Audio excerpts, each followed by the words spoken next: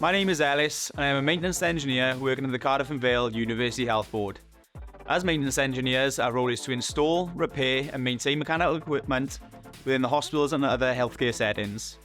We ensure that all equipment and facilities are in good working condition for our patients, staff, and visitors to use safely. There are several routes to becoming a mechanical engineer, and I decided to apply for a mechanical apprenticeship within the health board. I have a keen interest in mechanical systems and wanted to develop my skills and knowledge to become a mechanical engineer. During my apprenticeship, I was able to learn and gain valuable experience while getting paid for my work.